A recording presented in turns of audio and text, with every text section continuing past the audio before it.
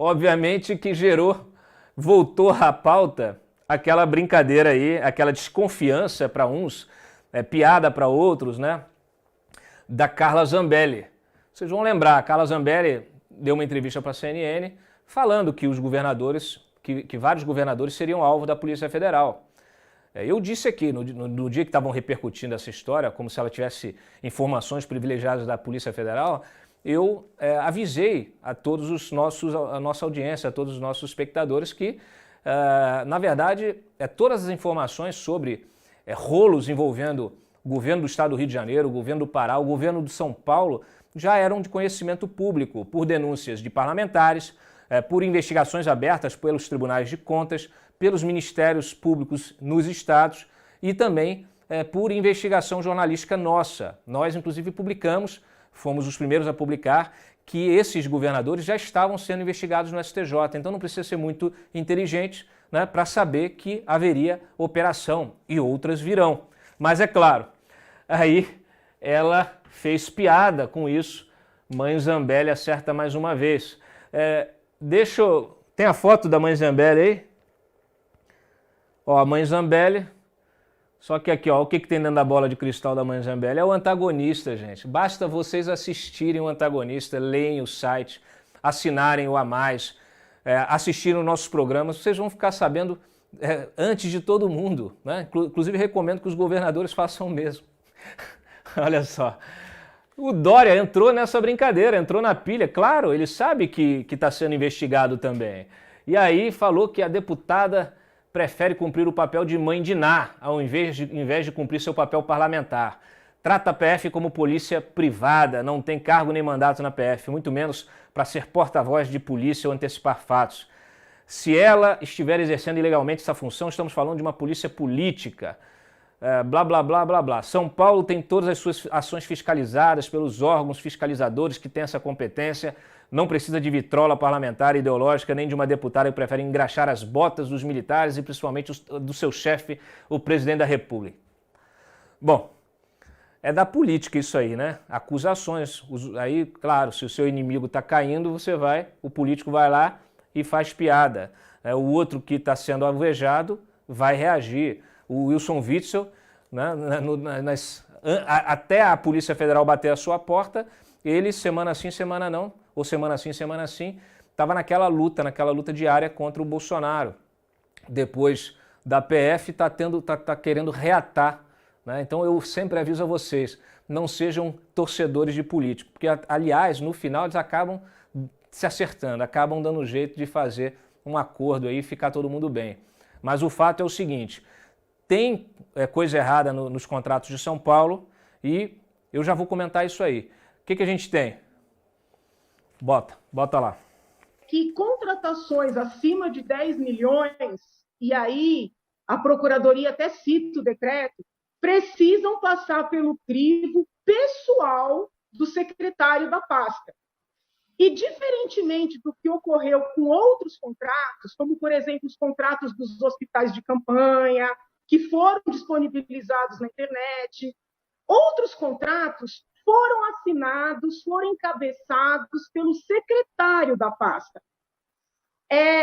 Este contrato em especial, ou esta contratação, ela foi toda feita por uma coordenadoria, que foi um ponto que, para mim, desde o início, causou muita estranheza.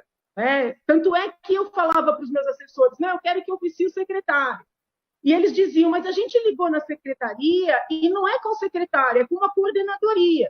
Isso me causou estranheza desde o primeiro momento.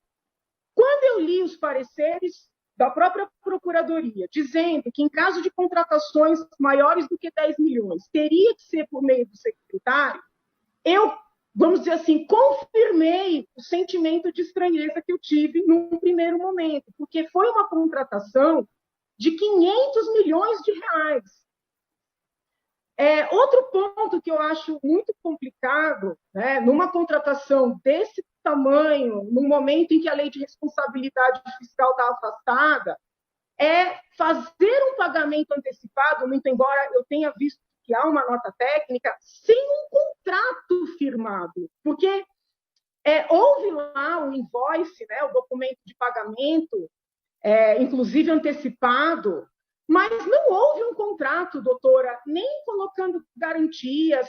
Toda essa formalização, vamos dizer assim, ela foi feita a posteriori. Mesmo a multa que o governador o tempo inteiro fala nas coletivas, ela foi estabelecida a posteriori.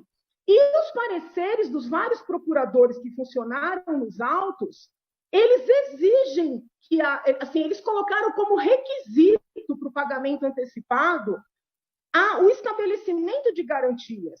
Então, para mim, essa contratação foi toda feita, inclusive, contra os próprios pareceres.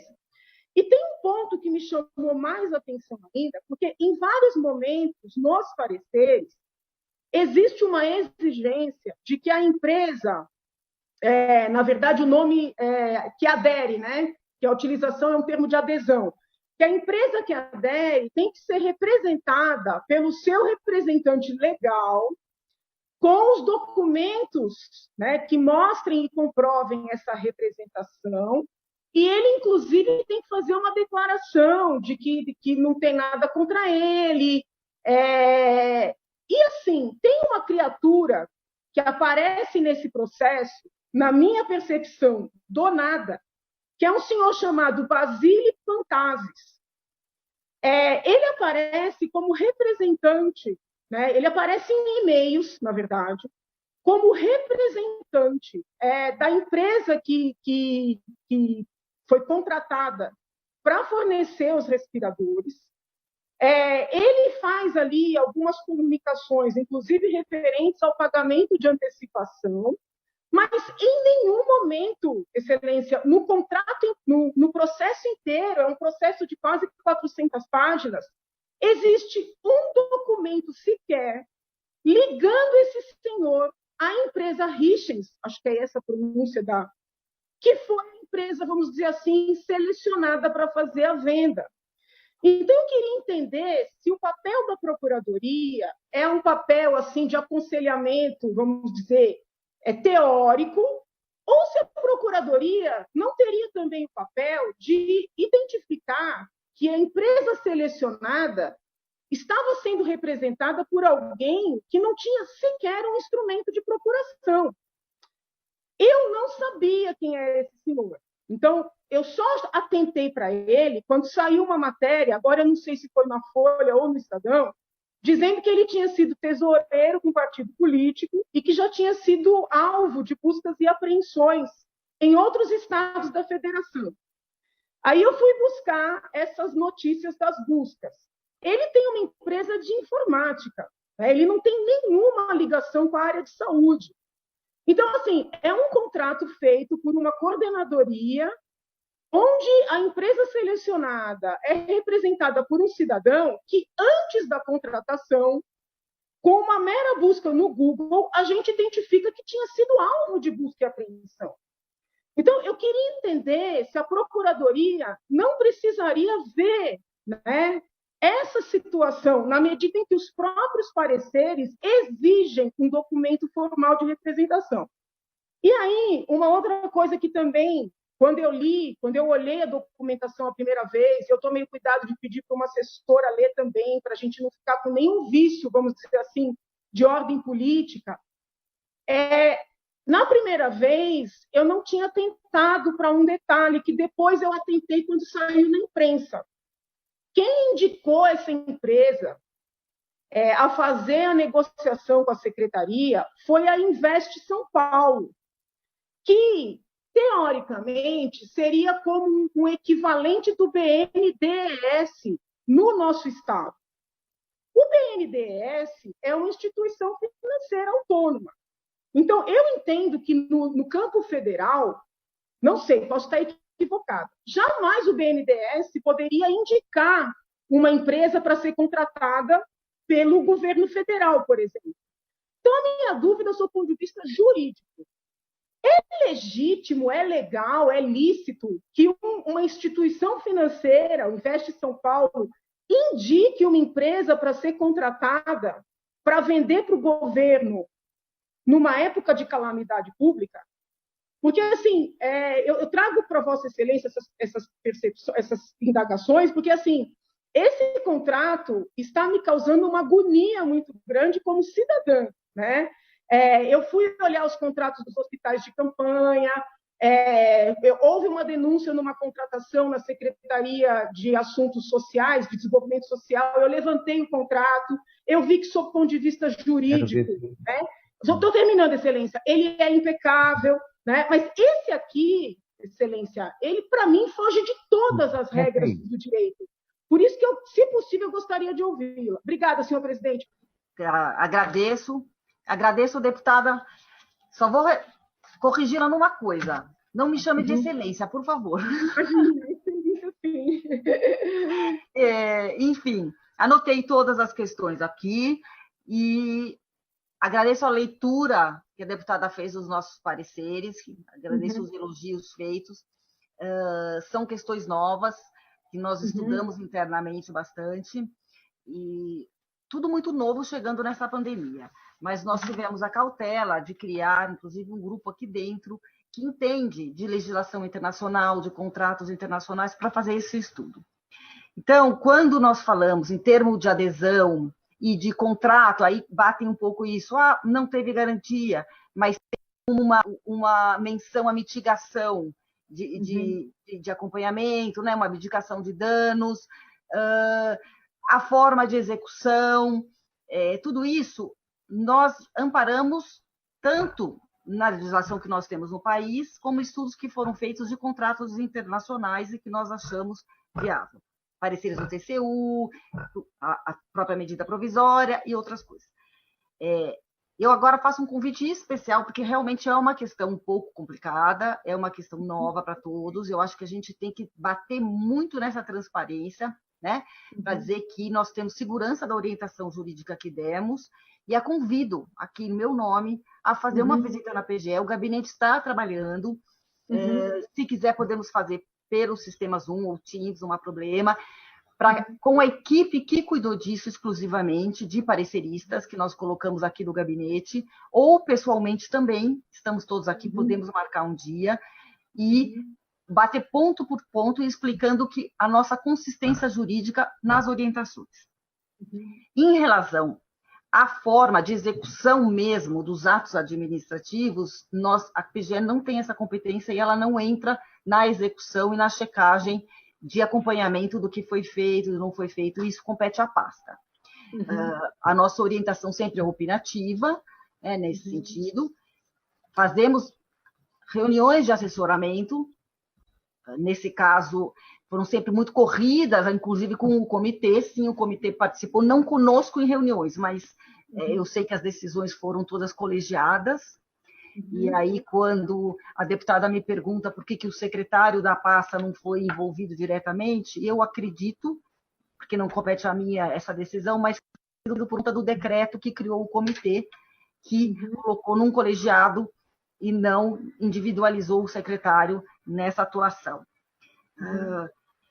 Aferizamos quanto à Invest São Paulo, também não tenho esse poder de decisão, de verificar. Eu acho que o governo deve ter tomado todas as coisas. Eu, salvo engano, agora o processo está muito grande mesmo. Eu já olhei várias vezes, mas, salvo engano, existem dois, inclusive, processos. Um de execução e um que a gente chama que é o processo mãe, onde estão as cotações de preço e essas cartas de recomendação da empresa pela Invest. Posso depois, com o tempo, bater de novo com a deputada nesse contato mais próximo e explicar ponto a ponto. Acho muito importante, acho que as suas ponderações foram muito boas, inclusive para dar oportunidade para a PGE esclarecer a orientação, o que nos baseamos e quais são os estudos que fizemos para chegar a essa conclusão. Então, fico aguardando um contato e estou à disposição para o que quiser. Eu acho que a transparência, o diálogo, a discussão é a coisa mais importante, principalmente nesses tempos aqui que nós estamos vivendo, né? Muito obrigada. Eu que agradeço. Vocês viram aí, procuradora-geral participou dessa live, procuradora-geral do Estado de São Paulo, a Lia Corona. É o seguinte, ela agora abriu lá o gabinete para Janaína que está investigando, já tem uma investigação no Tribunal de Contas Estadual, tem uma investigação, uma fiscalização um pouco mais ampla do grupo parlamentar que está fazendo a fiscalização de todos os contratos.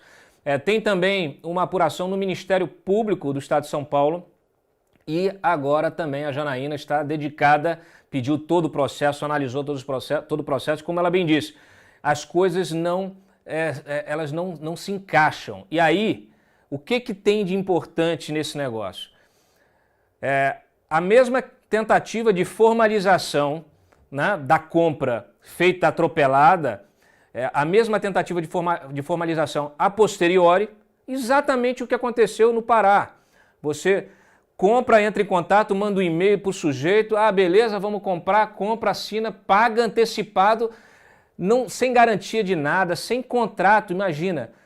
Foram pagos, do total, você tinha um contrato de 550 milhões. Depois que veio à tona toda a confusão, eles tiveram que repactuar para 240 milhões. Mas anteciparam vários desses pagamentos e isso sem nenhum contrato e sem garantia nenhuma. Pagaram para o cara que se apresentou lá. Aliás, esse Basílio Pantazzi, a gente já falou em outro programa sobre ele. Ele aparece também, como o André Felipe, aparece como um intermediário entre a empresa, a Richens e Harrison, que diz que compra da China, mas na verdade também precisa de uma intermediária, de uma trader para comprar da China. Então, gente, é a mesma situação. Os personagens até são diferentes, mas o mesmo esquema, vários intermediários, uma compra sem respeitar nenhum tipo de processo, toda atropelada, a tentativa posterior de se formalizar, né, para tentar colocar ali um mínimo de legalidade e as dúvidas que permanecem, porque ninguém sabe quem são esses sujeitos, aliás, e com problemas também na entrega, atraso da entrega. Né? Então, assim, é mesmo filme, é filme repetido. Então, o filme que a gente viu hoje da Polícia Federal, a gente vai ver de novo, porque não é possível, né, que São Paulo seja diferente. Você tem a mesma situação, contratos inclusive maiores, superiores, 10 vezes o valor do contrato original, né, do Pará, no caso de São Paulo. E aliás, a investigação do MP, hoje eu publiquei mais cedo, o MP já ouviu os donos da empresa, da Richens e Harrison, que eles disseram o seguinte: não, a gente conhece o Basílio Pantazzi, esse consultor, mas ele não participou da negociação, não. Aí o consultor vai depor e diz: eu participei sim. Aí perguntam: cadê o documento que prove que você tem procuração para representar a empresa? Não tem. Mas você conhece o sujeito? Conheço. E aí surge uma outra questão. A contratação, a indicação desse sujeito vem do escritório do Invest São Paulo, dessa agência de fomento do governo do Estado de São Paulo, da China, do escritório em Xangai. Ora, se você tem um escritório, se o governo de São Paulo tem um escritório em Xangai, por que precisa contratar um intermediário, 2 intermediários, 3 intermediários? Esse é o questionamento que o Ministério Público tem que fazer, esse é o questionamento que a deputada tem que fazer, o tribunal tem que fazer, todo mundo tem que fazer.